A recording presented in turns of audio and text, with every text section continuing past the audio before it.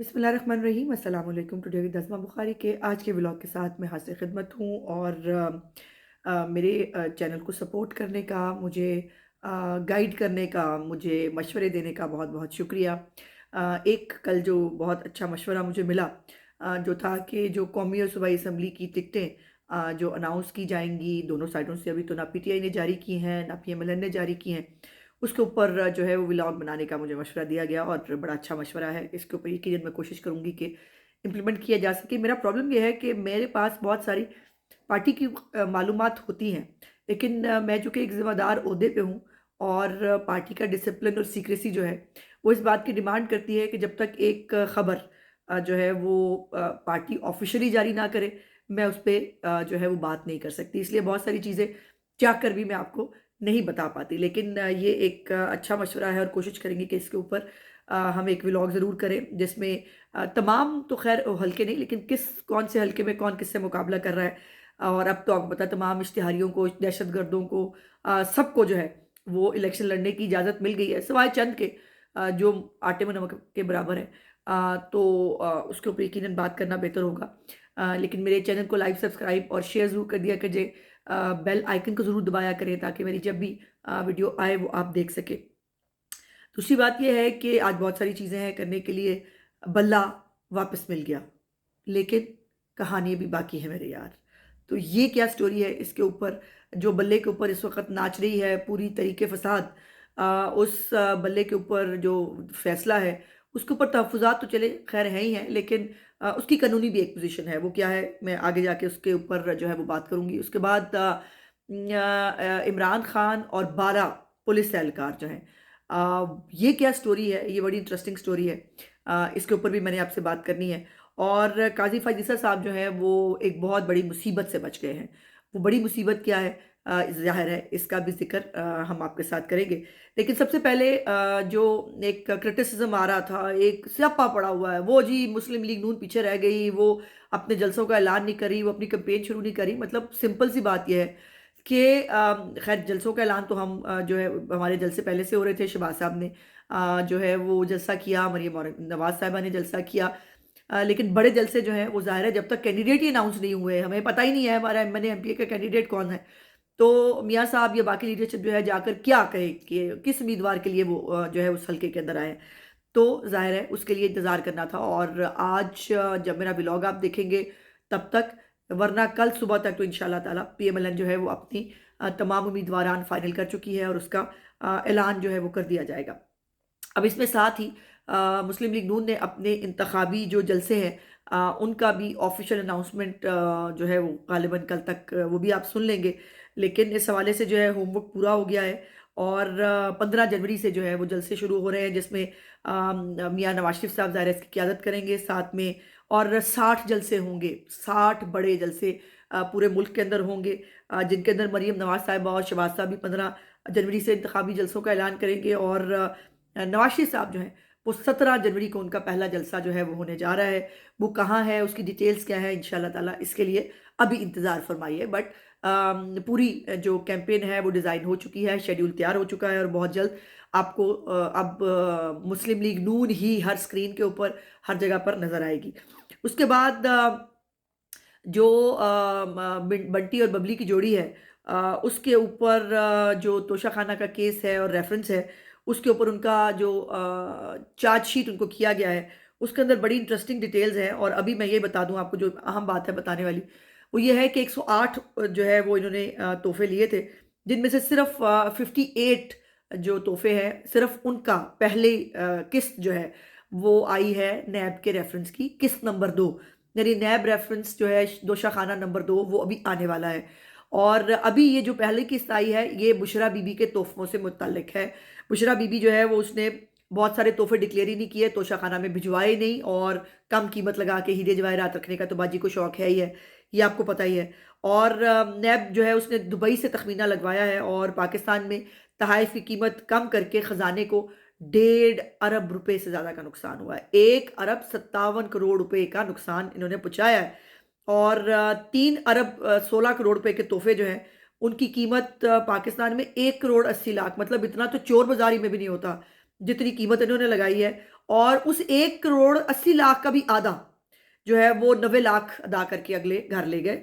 3 अरब 16 करोड़ रुपए के तोहफे अगले 90 लाख में घर ले गए। भाई इससे बेहतर तो कारोबार हो नहीं सकता ना जी। और इसके ऊपर जो है उन्होंने कहा कोई निज़ाम मौजूद नहीं था, और लेकिन उन्होंने इसकी बहुत सारे इदारों से, दुबई में जो कौंसलेट जनरल है उसके ज़रिए मुख्तलिफ लोगों को हायर करके ये तखमीने लगवाए हैं। तो ये 3 अरब रुपए से ज़्यादा के जो तोहफे हैं वो 1 करोड़ 80 लाख में करवा के फिर अगले उसमें से 90 लाख जमा करा के 90 लाख पे 3 अरब खा गए।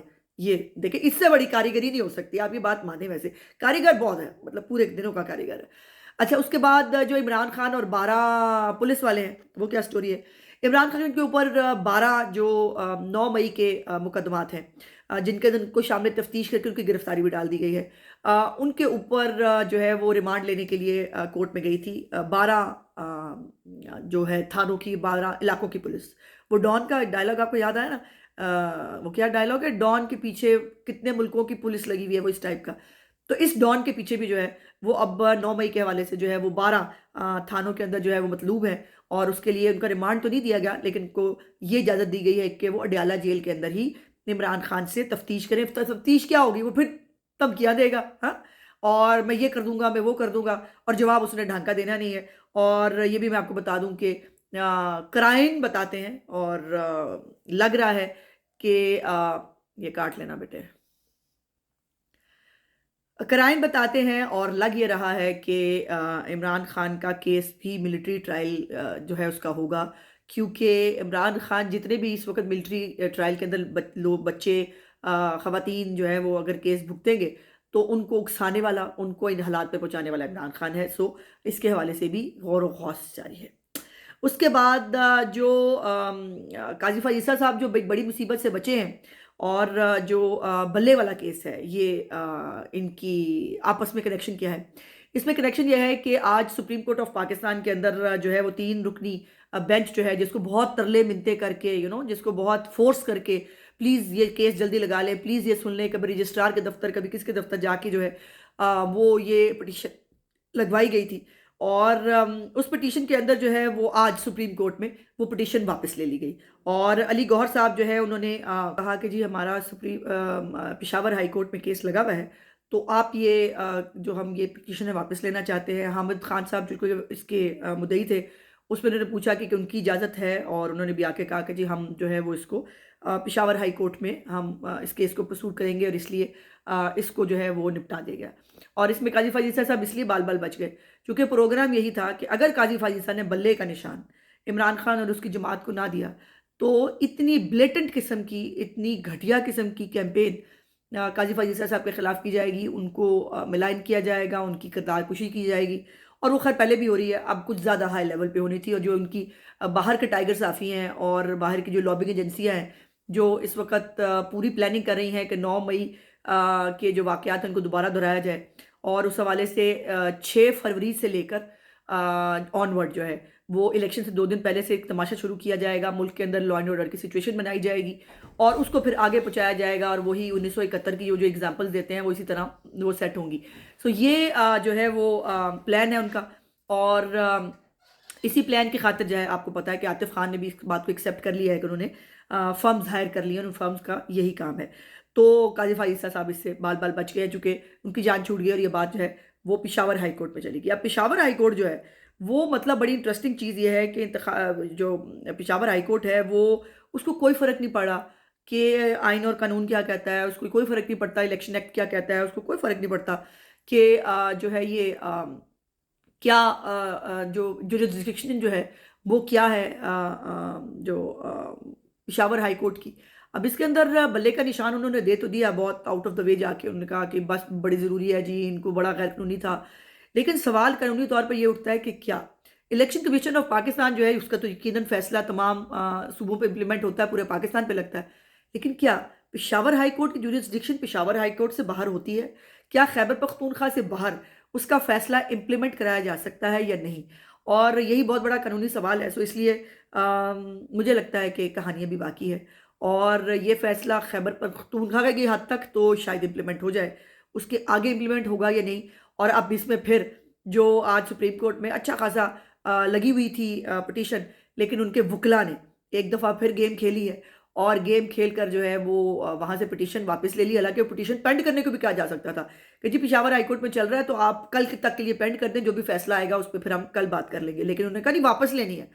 अब वो वापस हो चुकी है और अब ये देखिए कि इलेक्शन कमीशन इसके ऊपर क्या करता है, लेकिन मुझे लगता है कि कहानी अभी बाकी है और ये इतनी कोई स्मूथ सेलिंग जो है वो नहीं होगी। अब पेशावर हाई कोर्ट को अगर बहुत जो है वो इमरानी मोहब्बत उनकी कूद रही है बहुत, अगर उनको सहूलतकार अभी भी बनना है, उनको कोई फ़र्क नहीं पड़ता कि उनकी जो जुरिस्डिक्शन में बनती है या नहीं बनती, उनको कोई फ़र्क नहीं पड़ता कि बाकी लॉज़ क्या कहते हैं, लेकिन उनको जो है वो रिलीफ़ देना था तो उन्होंने दे लिया।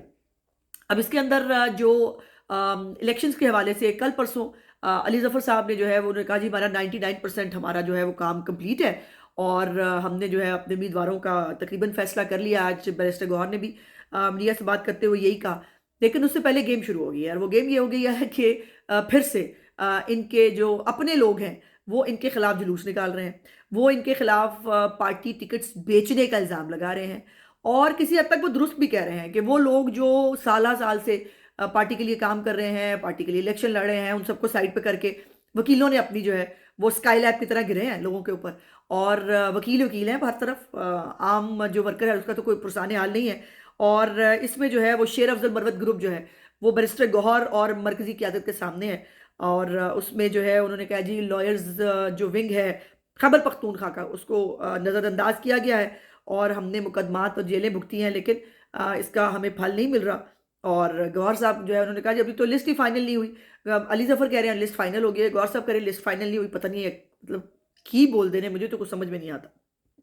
और उसके बाद जो है वो आईएलएफ के जो इनके स्टूडेंट विंग है उसके कारकुन भी नाराज़ हो गए हैं और उन्होंने जो है पार्टी टिकट 4 करोड़ में बेचने का इल्ज़ाम भी लगा दिया है।